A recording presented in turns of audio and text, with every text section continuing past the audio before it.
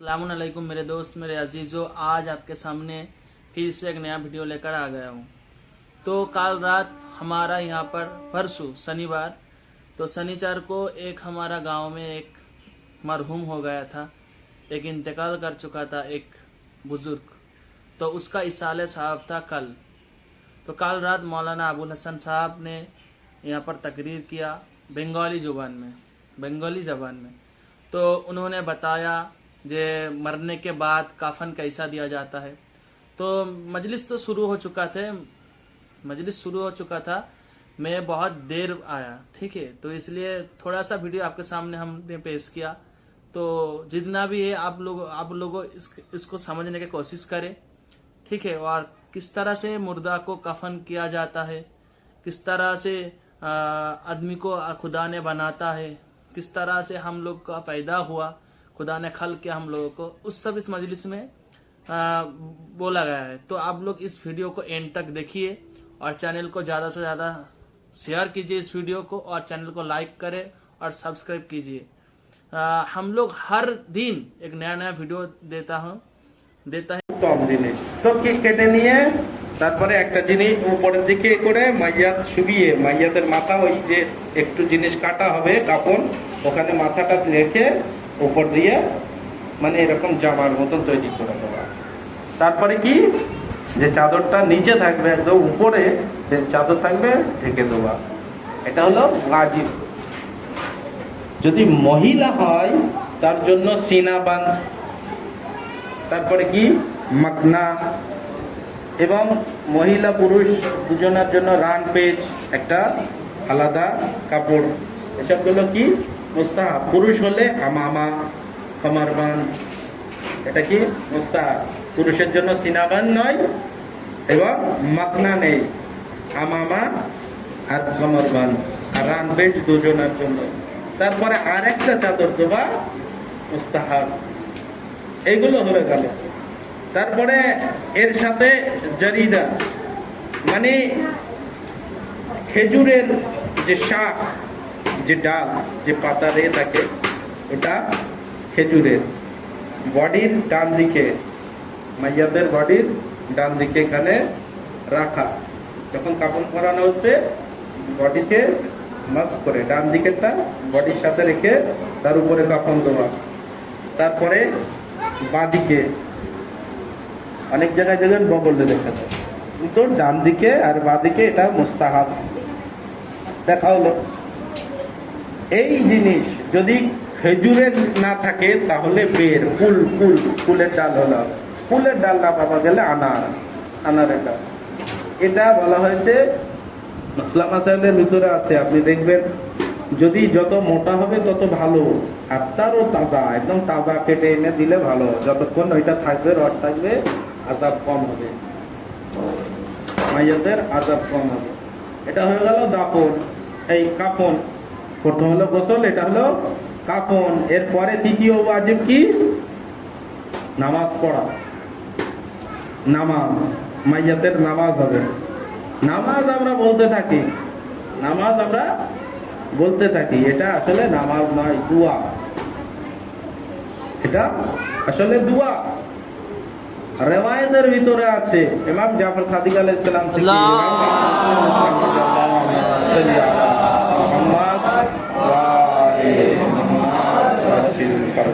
এটা মজলিসের পড়ার জিনিস ছিল না, কিন্তু এটা আমাদের জানা কিছু জিনিস দরকার। ওই জন্য 5-10 মিনিটের মধ্যে হবে, এটা বলা হয়ে যাবে।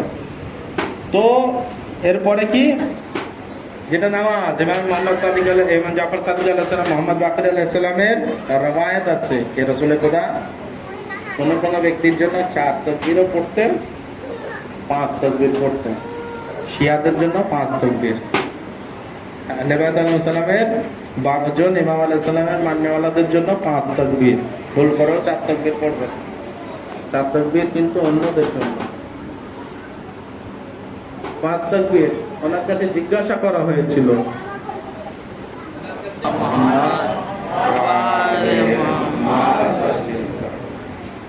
তারপরে এর ভিতরে দোয়া আছে, দোয়া করায় প্রথম তাশাহুদ পড়া হয়।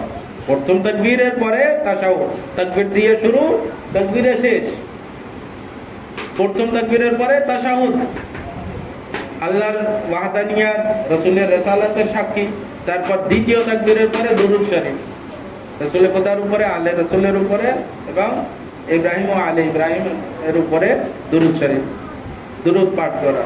তারপরে কি? তারপরে মুমিনিন ও মুমিনাতদের জন্য ইস্তিগফার করা, দোয়া করা। তারপরে কি? মাইয়াতের জন্য দোয়া করা, মাইয়াতের জন্য ইস্তিগফার করা। আর রাসূলের খোদা যখন চার তাকবীর পড়তেন তখন ওই মাইয়াতের জন্য আর ইস্তিগফার করতেন না। একবার দুরূদ শরীফ পড়েন মুহাম্মদ ওয়া আলা আল্লাহুম্মা সাল্লি আলা মুহাম্মাদ ওয়া আলি মুহাম্মাদ। এটা সংক্ষিপ্ত মাইয়াতের এহকাম এই পর্যন্ত। এবারে কি? দাফন করা, মাইয়াতকে দাফন করা। কবরে যখন দাফন করা হয় তখন মুস্তাহাব জিনিস একটা আছে, খুব গুরুত্বপূর্ণ মুস্তাহাব জিনিস, অনেক গুরুত্বপূর্ণ মুস্তাহাব। কি? তালকিন, রিভাইজ করানো। তালকিন রিভাইজ করানো। কি? তালকিনের ভিতরে কি শুরু কি হয়? ইসমা ইফহাম, শোনো এবং বোঝো। তালকিনে কি হয়? মাইয়াত শোবানো আছে কবরে, একজন ব্যক্তি কবরে থাকবেন, নিজের ডান হাত দিয়ে মাইয়াতের ডান কাঁধ, মানে এই ডান কাঁধ, তো মাইয়াত এরকম শোবানো থাকলে আমি যদি সোজা ধরি তো মাইয়াতের বাঁ হাত আমার ডান হাতে চলে আসবে, ওই জন্য কাইচি এরকম করে কাঁধ ধরতে হয়। যখন তার নাম নেওয়া হবে, ইসমা ইফহাম ইয়া অমুক বিনতে অমুক, ইয়া ইয়া ইসমাই ইফহাম ইয়া অমুক বিনতে অমুক, কিংবা ইসমা ইফহাম অমুক বিন অমুক ইবনে অমুক, তখন এটা একটু নাড়া দিতে হবে। তারপরে ওখান থেকে শুরু হবে, তুমি ভয় পেও না, তোমার কাছে প্রশ্ন হবে, তুমি যেন ভয় পেও না। তোমার কি প্রশ্ন? কি হবে? মান রব্বুক, মান কিতাবুক, মান কিবলাতুক, মান ইমামুক, এই প্রশ্ন হতে থাকবে। মান নবিয়ুক, মান রব্বুক, মান নবিয়ুক, মান কিতাবুক, মান কিবলাতুক, মান ইমামুক। তো তুমি যেন ভয় পেও না। তখন তুমি কি বলো? যখন তোমার কাছে প্রশ্ন করা হবে মান রব্বুক, তো তুমি তখন বলো রব্বে। যখন এই প্রশ্ন হবে তখন তুমি বললো আল্লাহু রব্বি, আল্লাহ আমার প্রতিপালক। তারপর যখন প্রশ্ন হবে তোমার নবীকে, তখন বললো হযরত মুহাম্মদ মুস্তাফা সাল্লাল্লাহু আলাইহি ওয়াসাল্লাম আমার নবী। তারপরে যখন প্রশ্ন করা হবে কিতাব কি, তখন বললো কোরআন আমার কিতাব। তারপরে যখন প্রশ্ন করা হবে তোমার কিবলা কি, বললো কাবা আমার কিবলা। তারপর যখন প্রশ্ন করা হবে তোমার ইমামকে, তখন এখান থেকে নিয়ে তুমি তখন বলো আলী ইবনে আবি তালিব আমার ইমাম, এখান থেকে নিয়ে শেষ ইমামের নাম পর্যন্ত জিকির করা হয়। এটা হচ্ছে তালকিন, এটা খুব গুরুত্বপূর্ণ মুস্তাহাব জিনিস। তারপরে পুরো শেষ, তাতায়ুরুল কুরুব, এসব হক, জান্নাত হক, জাহান্নাম হক, সিরাত হক, এই সমস্ত জিনিস তার ভিতরে, তালকিনের ভিতরে জিকির আছে। এই তালকিন, তালকিন হয়ে গেল। কবরে সে ব্যক্তি উঠে আসলো, উঠে আসার পরে মাটি দেওয়া হলো, যেমন ভাবে আমাদের এখানে দেওয়া হয়, দেওয়া হলো, সবাই দিল। যে কিছু কিছু জিনিস মুস্তাহাব না করলেও হয়, কেউ কেমন ভাবে দিল, কেমন ভাবে মাটি দিচ্ছে, কেউ এমন ভাবে দিচ্ছে, উত্তম জিনিস যদি কেউ নিজের ঘনিষ্ঠ না হয়, পুষ্ট থেকে এরকম ভাবে, ঘনিষ্ঠ হলে কম ভাবে কি জিকির আপনি ইন্না লিল্লাহ ওয়া ইন্না ইলাইহি রাজিউন, কিংবা আহলে সুন্নাত ওয়াল জামাত ভাইরা যেটা পড়ে ওটাও করতে হবে। মিনহা খালাকনাকুম ফিহা নুঈদুকুম ওয়া মিনহা নুখরিজুকুম তারাতান। এটা তারপরে যখন মাটি দেওয়া হয়ে গেল, কবর চৌকোর মানে চার কোনা হওয়া, সপাট উপরে সমান। আপনি নেটের যুগ, এখন দেখবেন কোন ইমামের রওজায়, ইমাম আলী আলাইহিস সালামের যদি কবর দেখেন তো কবর এরকম নেই, এরকম দেখবেন, সার্চ করে দেখবেন, কবর সার্চ করবেন সমান এরকম। তারপরে ওখান থেকে এটা আমাদের হয়ে গেল। তারপরে যে পানি দেওয়া হয়, তারপরে ওর উপরে জিয়ারত কি সূরা কাদর পড়া হয় 7 বার 7 জায়গায় হাত রেখে, এসবগুলো আলাদা জিনিস। ওয়াজিব কি? গোসল, কাফন, নামাজ আর দাফন করা। যখন একটা কোনো মুসলমান ব্যক্তি মারা যাবে, আমরা আশেপাশে যতজন ব্যক্তি থাকি সবার উপরে ওয়াজিব, যে যা শুনবো আশেপাশে সবারই উপরে ওয়াজিব এইগুলো করা, সবারই উপরে ওয়াজিব। কেউ যদি না করে সবাই গুনাহগার। আর যদি কোনো একজন ব্যক্তি করে দেয়, বাকিদের উপর থেকে ওয়াজিব সাকিব, ওয়াজিব শেষ হয়ে যাবে। এটা হলো কবরের। এবারে তারপরে আমরা কি করি, মাইয়াতের জন্য ইসালে সওয়াব করি। যেমন এই আজকে মজলিস রাখা, আজকে কোরআন খানি হলো, কোরআনে মাজিদ আল্লাহ সর্বশ্রেষ্ঠ পুস্তক, যে পুস্তকের ব্যাপারে প্রশ্ন করা হবে সেই পুস্তকের তেলাওয়াত করা হলো, এবং মজলিসে আল্লাহর জিকির, আল্লাহর নবীর জিকির, ইমামগণের জিকির, ইমামদের মাসায়েল, এর যে সওয়াব আমরা সবকিছু কি করি, হাদিয়া করি ওই মরহুম ব্যক্তির নামে। তার নামে করতেই হবে, কিংবা এত বড় করে করতে হবে। আপনি ভেবে দেখেন এত একটা মজলিসের কত সওয়াব, এত মজলিসের কত সওয়াব। আপনি মজলিস করালেন, যা সওয়াব হলো সেই ব্যক্তির নামে। এর মানে এই নয় যে আপনি বসে শুনছেন আপনার সওয়াব নেই, এর মানে এই নয় না। এই সমস্ত জিনিসগুলোর অনেক কিছু বোঝার আছে। যেমন রমজান মাসে ইফতার করানো সওয়াব একটা রোজা রাখার মতো সওয়াব।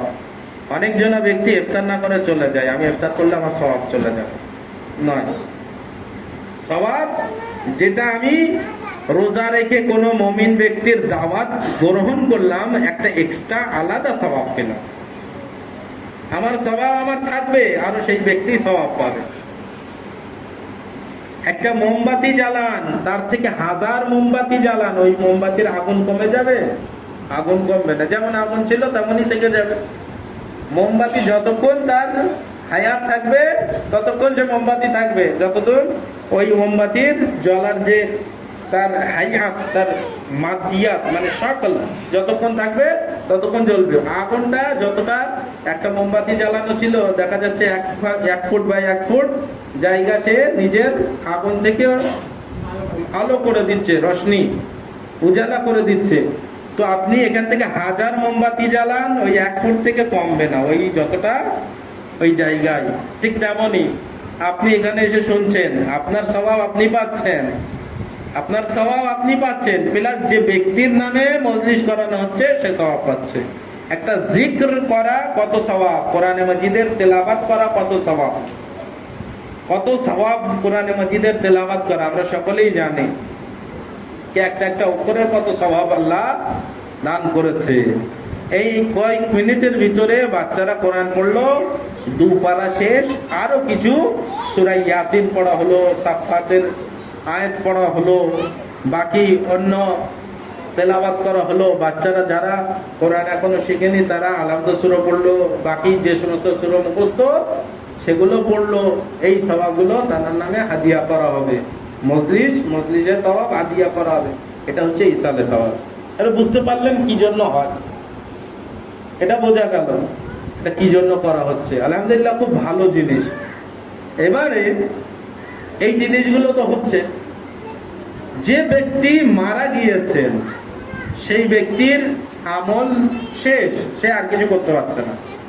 যতক্ষণ নিঃশ্বাস ছিল ততক্ষণ যা করেছে, চাই নেকি করুক চাই বাদি, খারাপ জিনিস খারাপ কাজ করুক, তার নামায়ে আমলে লেখা হচ্ছিল। এখন নামায়ে আমল শেষ, তার বন্ধ হয়ে যাচ্ছে দরজা, নিজে আর কিছু করতে পারবে না। দুনিয়ায় যা করে গেছে, যদি কোনো এমন জিনিস করে থাকে সেই জিনিস এখনো বাকি থাকে, তাহলে সেই সওয়াব পাবে। মসজিদ হয়েছে, মসজিদে নামাজি নামাজ পড়ে, তার জন্য গরম হচ্ছে, একটা পাখা লাগিয়ে দিলাম। যতদিন ওই পাখার হাওয়ায় নামাজির শান্তি একটু আরাম পাবে, ততদিন সে মারা গেলেও তার নামায় আমলে সওয়াব লেখা হবে। কবরস্থান হচ্ছে, আমি এত টাকা দিয়ে দিলাম সেটা সংশোধন করার জন্য, রেডি করার জন্য। যতদিন ওখানে মুমিনিন যত ব্যক্তি দাফন করা হবে তার নামায়ে আমলে সওয়াব লেখা হবে। যে কজন ব্যক্তি সেখানে গিয়ে ফাতিহা পড়বে, সেখানে গিয়ে দুআয়ে খায়ের করবে, সওয়াব লেখা হবে। কোন মক্তব আছে, মক্তবে বাচ্চাদের জন্য ব্যবস্থা করে দিল, সেখানে যা করছে তার জন্য সওয়াব লেখা হচ্ছে। কোন এমন স্থানে কল লাগিয়ে দিল যেখানে পানির প্রয়োজন, যতদিন সেখান থেকে মানুষ সেখান থেকে পানি নিবে ততদিন তার নামায় আমলে সওয়াব লেখা হবে। এটা সওয়াবে জারিয়া, আমলে জারিয়া, সওয়াবে জারিয়া। এরকম আমল কিছু থাকে, কিছু আমল শেষ হয়ে যায়, কিছু আমল সওয়াব পেতেই থাকে। বাবা মারা গেছে, ছেলে কি করলো? বাবা অনেক ধন সম্পদ, অনেক কিছু জমি জায়গা পয়সা অর্থ অনেক কিছু ছেড়ে গেছে, এত কিছু আমার জন্য ছেড়ে গেছে, সেই বাবার জন্য আমি কি করতে পারি? প্রথম দেখতে হবে আমার বাবার কোনো কাজা নামাজ, কাজা রোজা আছে, আদায় করা দরকার। ওয়াজিব জিনিসগুলো আদায় করতে হবে। তারপরে কি, যে আমার বাবা এই সমস্ত জিনিস ছেড়ে গেছে, কোন ব্যক্তির কাছে ঋণ করেছে, ঋণ দেওয়া দরকার। কোন নেক কাজ করতো আমার বাবা, সেগুলো জারি রাখা দরকার। 3 ভাগের 1 ভাগ ধন দৌলত এই কাজের জন্য অবশ্যই খরচা করা দরকার। কর্তব্য, ছেলের উপরে দায়িত্ব। বাবা মা মারা গেলে যে আমার বাবা মার ভিতরে এই কাজটা করতো, প্রত্যেক বছর মজলিস করাতো, তো অবশ্যই সেটা জারি রাখা দরকার, কন্টিনিউ রাখা দরকার। কোন আমার বাবা মক্তবে প্রত্যেক দিন, ওখানে তো লেখা আছে প্রত্যেক দিন করলে ভালো হয়, আল্লাহ যে নিজের মা বাবার কবরে জিয়ারত, তা না হলে কমসে কম সপ্তাহে 1 দিন, বৃহস্পতিবার রাত না হলে শুক্রবার দিন জিয়ারত করা মা বাবার কবরে, এবং তাদের নামে দান ও খায়রাত করা। কি এত কিছু রেখে গেছে, তার টানার জন্য আমি কি করব? ওনার ওই জমিন থেকে, ওনার টাকা পয়সার থেকে আমি আমার পেট ভরছি, এখন তো উনি আমার কোনো খাদ্য দেওয়ার প্রয়োজন নেই। ওনার খাদ্য কি এখন? এখন ওনার খাদ্য কি, ওনার প্রয়োজন কি? সেটা হচ্ছে প্রয়োজন সওয়াব। তো সওয়াব কিভাবে? ইসালে সওয়াবের জন্য কোরআন খানি, মজলিস হলো, কোন জায়গায় কিছু লাগিয়ে দিলেন, মুমিনদের খেদমত করলেন, এটা কি হলো? যে আমি তানার ধন সম্পদ থেকে, তানার কিছু থেকে, জিনিস থেকে আমি তো নিজে উপভোগ করছি, আমি নিজের শরীরে নিজের আরামের জন্য ব্যয় করছি, কিন্তু তানার খেয়াল রাখা দরকার। তানার জন্য কি প্রয়োজন? তানার জন্য প্রয়োজন এখন সওয়াব। তো সেই সওয়াবের জন্য এই ইসালে সওয়াব, যে সওয়াব পাঠানোর জন্য ব্যবস্থা করা হয়েছে। এরকম জিনিস আমল অবশ্যই করা দরকার। আর এটাই হচ্ছে আসল মানুষের পরিচয়। এর থেকে আরো অনেক কিছু দায়িত্ব আছে। 80টা দায়িত্ব লেখা আছে একটা বইতে। 80টা দায়িত্ব সন্তানের উপর মা বাবা মারা গেলে, যে ব্যক্তিদের এক মুহূর্তে মা বাবার দিকে একটা মহব্বতের দৃষ্টিতে দেখা, তার যে স্বভাব, অনেক ইবাদত আছে সে মোকাবিলা করতে পারবে না ইবাদতে। যে ব্যক্তির মা বাবা জীবিত আছেন সেই ব্যক্তির প্রয়োজন মা বাবার খেদমত করা। যে ব্যক্তির মা বাবা নেই, তার প্রয়োজন মা বাবার জন্য দুআয়ে খায়ের এবং কারে খায়ের করা। কি আমার মা বাবার জন্য এক জিনিস করছে। এই সমস্ত জিনিস অনেক সুন্দর জিনিস, যেগুলো আমাদের কাছে আছে সামনে, কিন্তু আমরা দূরে থাকি। আমরা ইয়া তো না জানার কারণে দূরে আছি, না হলো নিজের কি সুস্থি অলসতার কারণে। কি এত বড় জিনিস, এত সুন্দর জিনিস, তার থেকে দূরে।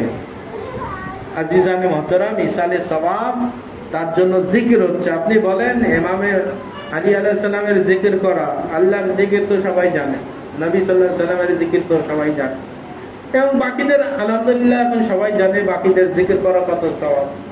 তো যখন এনাদের জিকির করা সওয়াব, এনাদের যে জীবনী সেগুলো তুলে ধরা এত সওয়াব রাখে, এই সওয়াবগুলো যদি আমি আপনি নিজের কর্ম দ্বারা করতে চাই, তাহলে কত সওয়াব করতে পারবো। নিজের আলাদা এই জিনিসগুলো ব্যতীত আলাদা যদি ইবাদত করি, তাহলে কত ইবাদত করতে পারবো। একবার দুরূদ শরীফ পড়েন মোহাম্মদ।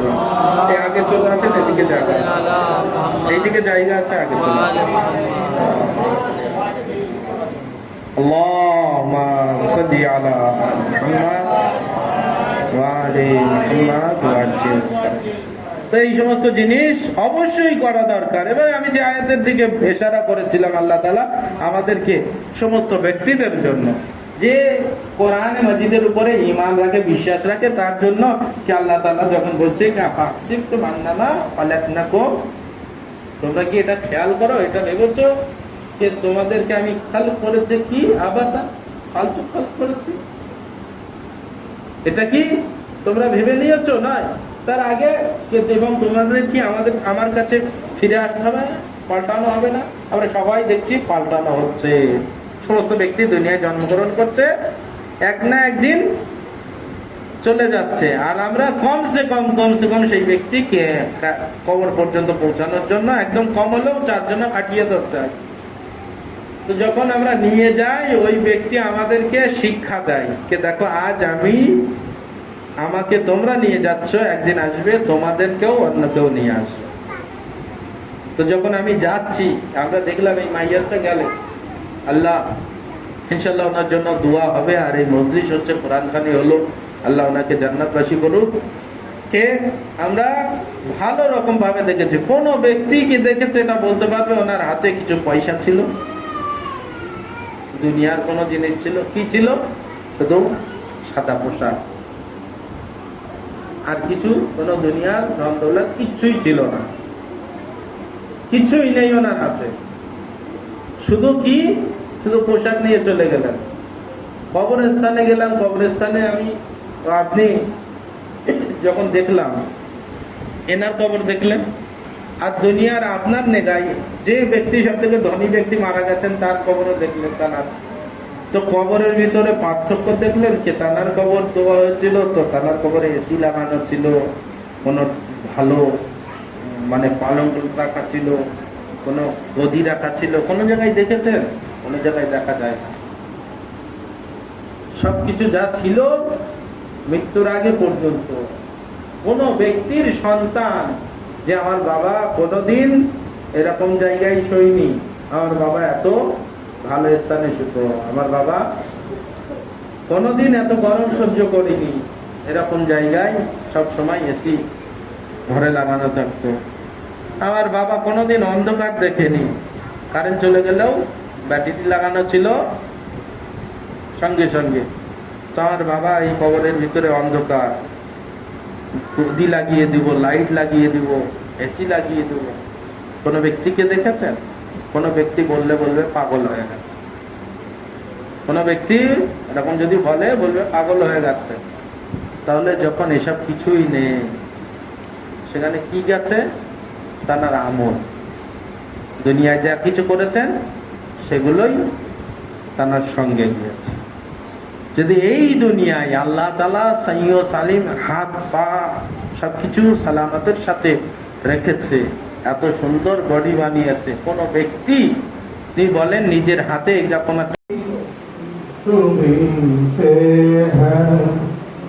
जिंदगी ज़ैनब अज़ाए सहकी तुम्ही से है, जिंदगी ज़ैनब तुम्ही से संजाने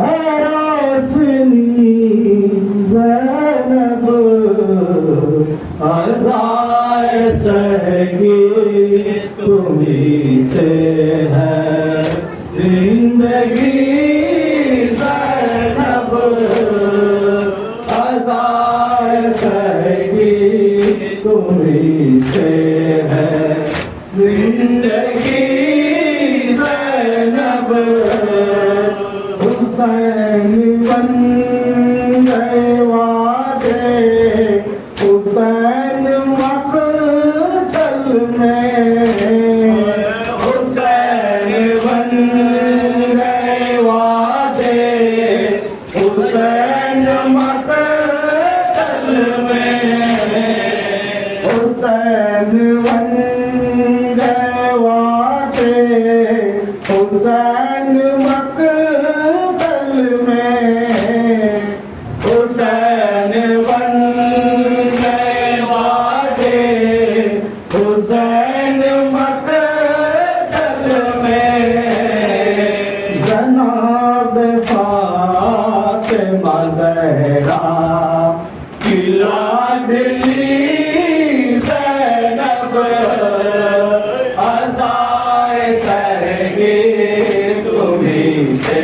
है जिंदगी ज़ैनब अज़ाए शहगी तुम्हीं से है जिंदगी ज़ैनब में डाल दिल को संभाला है किस तरह तुमने डाल दिल को संभाला है किस तरह तुमने डाल दिल को संभाला है किस तरह तुमने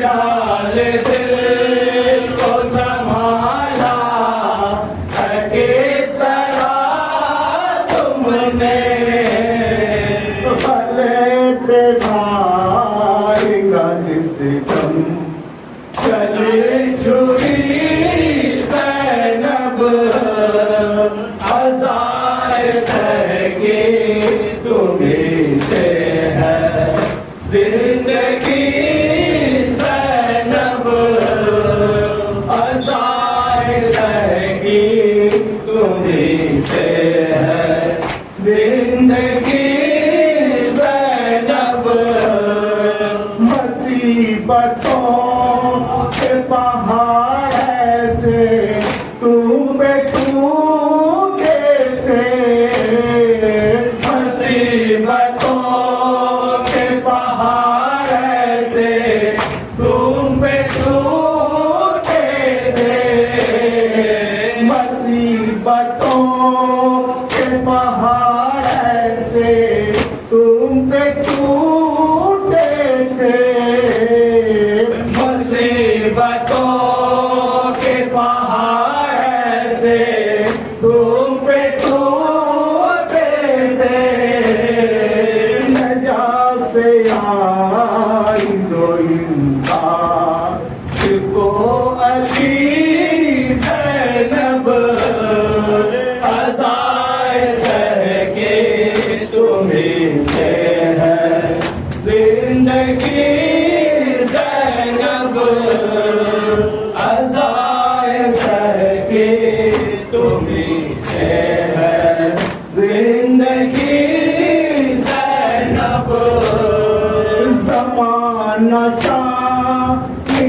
ज़हरा तुम्हीं को कहता है ज़माना शाही ज़हरा तुम्हीं को कहता है ज़माना शाही ज़हरा तुम्हीं को कहता है ज़माना शाही ज़हरा तुम्हीं को कहता है नहीं मिसाल तुम्हारी कहीं कोई ज़ैनब अज़ाए शहगी तुम्हीं से है जिंदगी ज़ैनब